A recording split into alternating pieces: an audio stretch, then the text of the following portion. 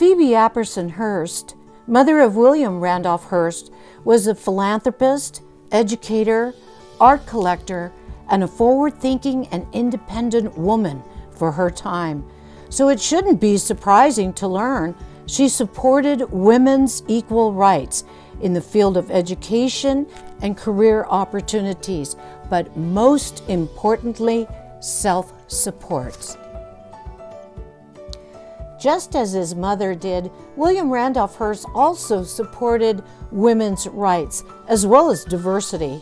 He raised a few eyebrows when he not only hired Julia Morgan, the first female licensed architect in California, to build his estate, Casa Grande, here in San Simeon, California, but hired Conchita Sepulveda Chapman Pignatelli as a special correspondent and society columnist for his newspaper, the Los Angeles Examiner. Conchita Sepulveda was born in Mexico City in the year of 1888. Her father was a judge, Judge Ignacio Sepulveda, and her mother, Erlinda de la Guerra, was the granddaughter of the founders of Santa Barbara, California, which is about 3 hours further down the coast from our present location here at the hilltop at Hearst Castle in Northern California. Both her parents were from prominent Spanish families moving to the Southern California area from Mexico City in the 1800s. It was through this professional and personal friendship between Judge Ignacio Sepulveda and William Randolph Hearst that Mr. Hearst would come to know Conchita Sepulveda Chapman. After the sudden death of her first husband, Mr. Charles Chapman, in 1925, she would later remarry Prince Valerio Pignatelli, a papal prince of Rome, thereby becoming titled and ever after known as Princess Pignatelli. Being from a family of means, she studied abroad in Mexico City, Paris, and New York.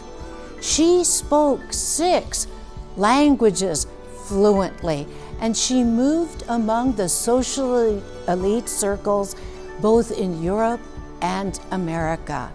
Both her husband and herself were frequent guests of Mr. Hearst, and it was through this main gate that she would pass through and spend many and enjoyable weekends with her friends, starting right here in the assembly room, the social room of the house. On many occasions, Princess Pignatelli would bring her family up here to Hearst Castle to enjoy some of those weekends.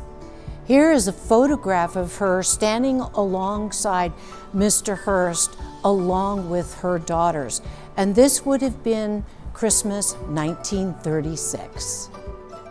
Working as a special correspondent, she covered the royal families of Europe, General MacArthur's return to America, and the stories of the legendary and glamorous Hollywood stars of the time. Now, she said, "I like the newspaper life. It was never a chore. I like people."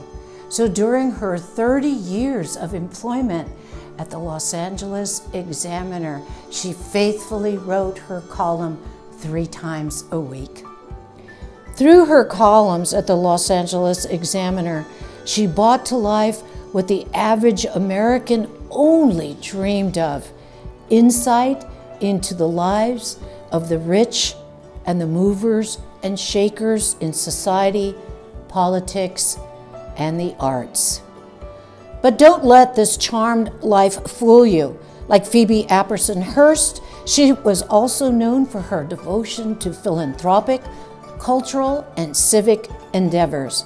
So we salute Conchita Sepulveda Chapman Pignatelli for her valuable contributions as a correspondent and an enduring female voice for Mr. Hearst's newspaper, the Los Angeles Examiner.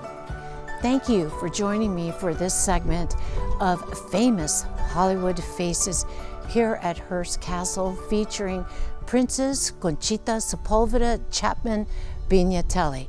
Until next time.